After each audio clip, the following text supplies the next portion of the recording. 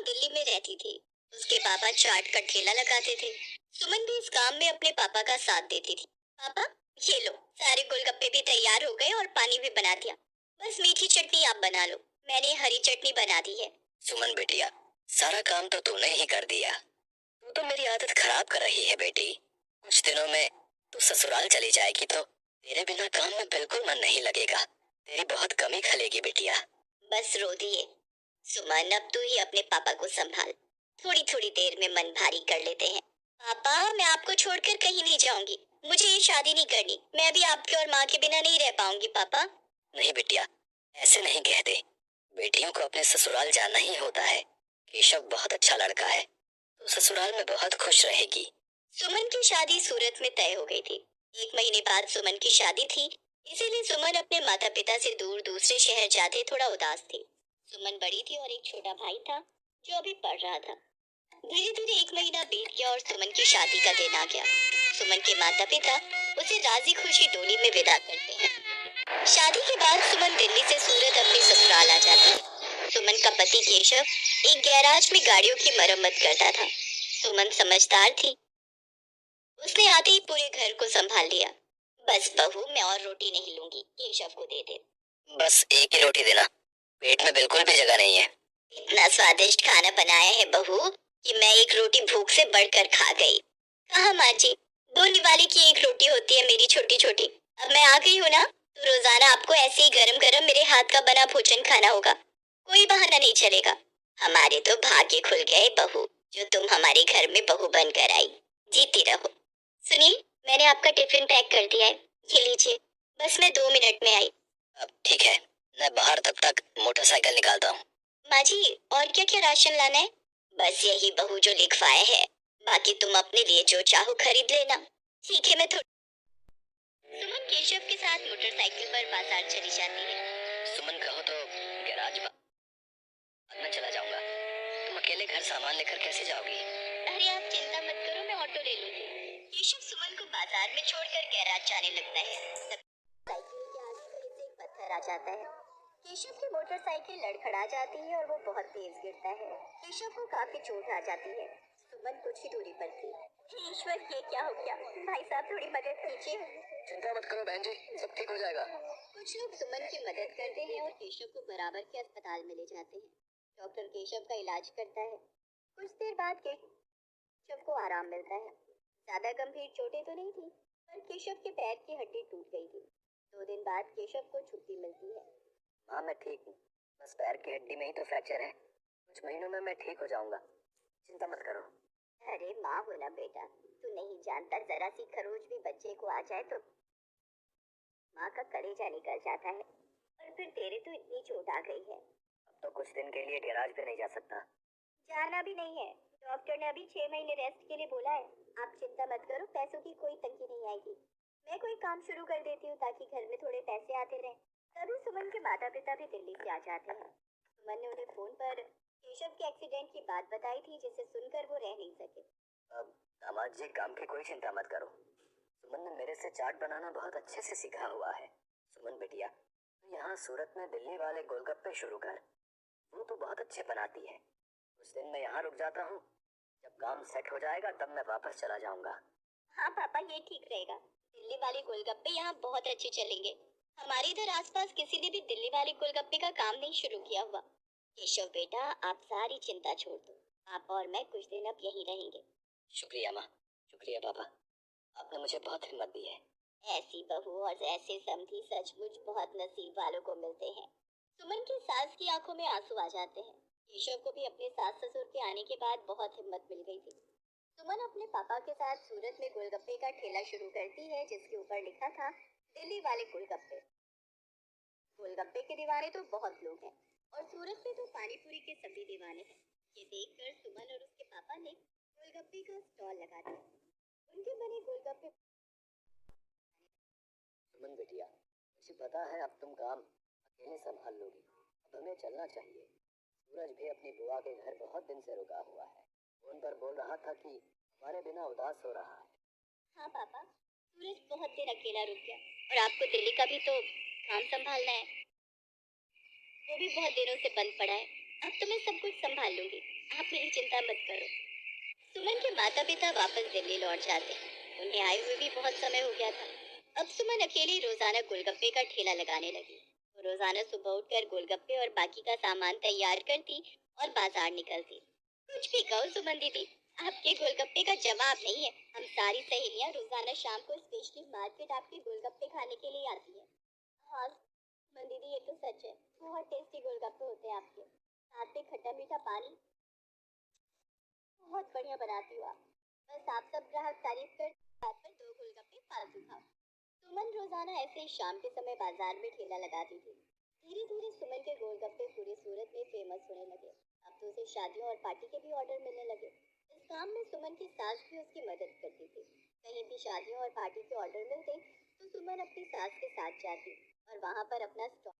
सुमन केशव और अपनी सास से बोली, सुनो, अब तो तुम्हारी तबीयत में थोड़ा सुधार हो गया है। मैं सोच रही हूँ तुम गैरेज का काम छोड़ दो, हम गोलगप्पे की एक दुकान खोल लेते हैं। अब तो हमारे पास अच्छे पैसे इकट्ठे हो गए हैं, हम कुछ कारीगर भी रख लेंगे। सुमन, तुमने तो मेरी पूरी जिंदगी बदल दी। कहते हैं एक आदमी की सफलता में एक औरत का हाथ होता है, और तुमने तो मेरा बहुत साथ दिया है। तुम जैसा चाहती हो हम वैसा ही करेंगे। जीते रहो मेरे बच्चों। सुमन की मेहनत से सब कुछ अच्छा होने लगा। केशव और सुमन बाजार में किराए पर एक दुकान ले लेते हैं, जहाँ पर वो अपने साथ साथ कुछ कारीगर भी रखते हैं जो इस काम में उनकी मदद करते थे। कहते हैं परिस्थितियां तो जीवन में आती जाती रहती हैं। परिस्थितियों से डरकर नहीं बल्कि परिस्थितियों का मुकाबला करके ही जीवन को सरल बनाया जा सकता है। जो व्यक्ति संघर्षों से लड़ता है वही ऊंचे मुकाम प्राप्त करता है, जैसा सुमन ने किया। वो परेशानियों से डरी नहीं बल्कि उनसे बचने का रास्ता ढूंढा। ये गोलगप्पे 50 रुपए की प्लेट है। और एक प्लेट में कितने गोलगप्पे? 6 गोलगप्पे होंगे। और कितने? अरे बाप रे बाप, 50 के 6 गोलगप्पे इतने महंगे। अभी सोचो तुम्हारी दुकान में भीड़ क्यों नहीं है। मुझे फालतू की भीड़ चाहिए भी नहीं। मेरे पास वही लोग गोलगप्पे खाने आते हैं जो इन्हें खाने के लायक हैं। और तुम लगता है यहाँ नए हो। नाम पूछने से पहले ऊपर लगा बोर्ड ही पढ़ लेते। नाम और नाम दोनों लिखे हैं। मेरा नाम मशहूर है और ये मेरे मशहूर गोलगप्पे हैं। एक एक गोलगप्पा इतना करारा है, तोड़ो तो आवाज 1 किलोमीटर तक सुनाई दे। और पानी जैसा ग्राहक चाहे, पूरे 10 तरह की वैरायटी है मेरे पास पानी की। और ये देखो, ये है मेरे गोलगप्पों की असली जान, मेरा ये खास मसाला। हाँ हाँ, ये सब तो ठीक है, पर फिर भी 50 रुपए वाकई बहुत ज्यादा है। दाम तो यही है और यही रहेगा। अब तुम देख लो कि तुम मेरे गोलगप्पे खाने के लायक हो या नहीं। अरे ये क्या बात हुई, तुम ऐसे बात करते हो अपने ग्राहक से? नहीं, ग्राहक से तो नहीं, पर जो फालतू मेरा वक्त बर्बाद करे उससे मैं ऐसे ही पेश आता हूँ। चलो अब आगे बढ़ो और कोई सस्ता गोलगप्पे का ठेला ढूंढो। मशहूर ऐसा ही था।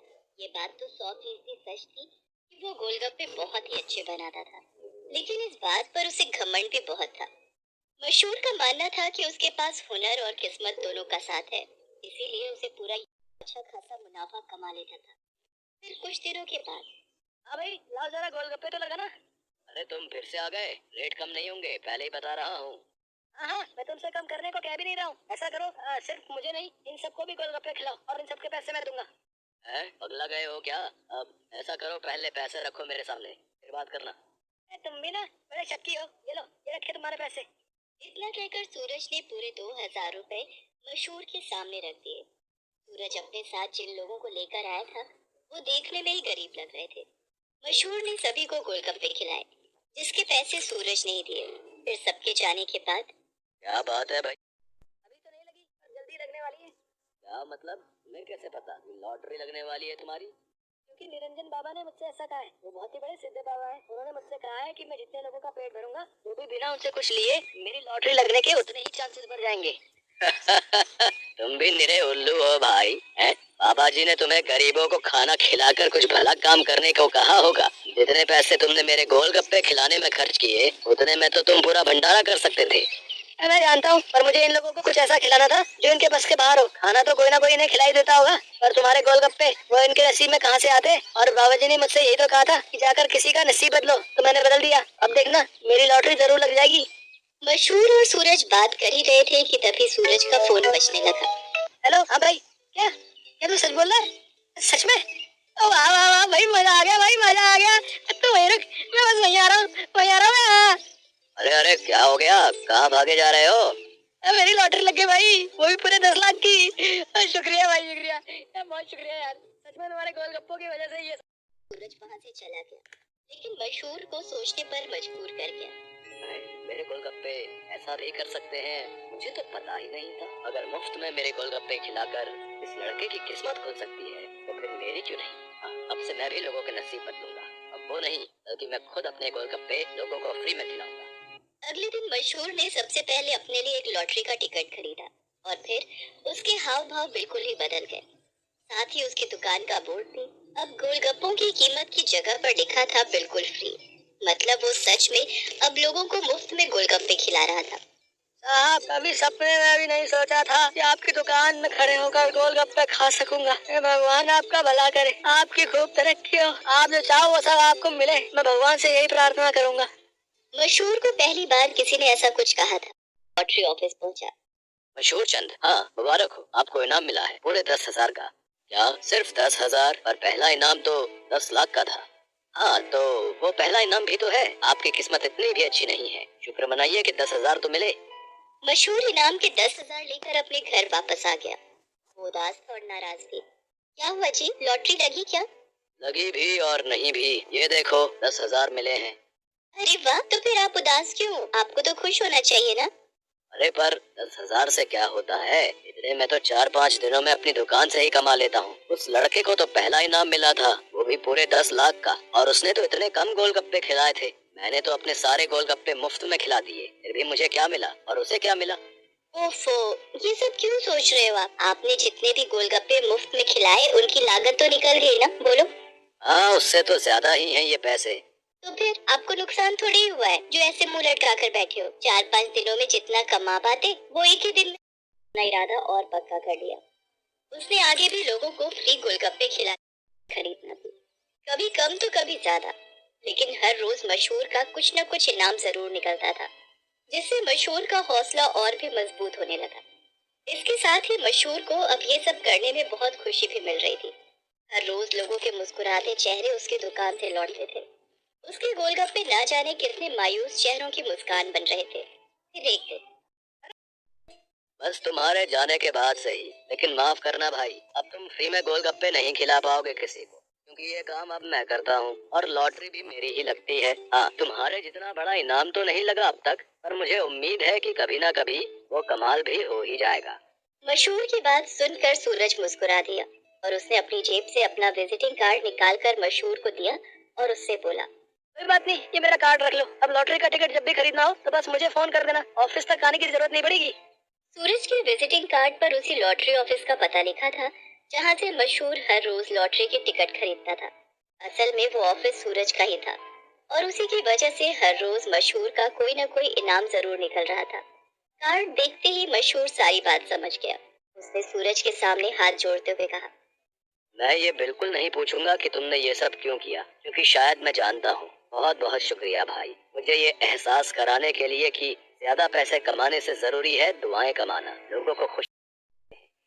इसके बाद मशहूर ने कभी लॉटरी का टिकट नहीं खरीदा, बल्कि वो फिर से अपने गोलगप्पे बेचने लगा। लेकिन उसके गोलगप्पों का दाम पहले से बहुत कम था, जिसकी वजह से अब हर कोई उसके स्वादिष्ट गोलगप्पों का मजा ले पा रहा था। अब भले ही मशहूर के गोलगप्पे थोड़े सस्ते थे, लेकिन ग्राहक पहले से कहीं ज्यादा थे। मतलब मुनाफा भी पहले से ज्यादा ही था। इसके साथ ही मशहूर ने फ्री गोलगप्पे खिलाना भी नहीं छोड़ा। आखिर के 10-20 गोलगप्पे वो जरूर गरीबों को मुफ्त में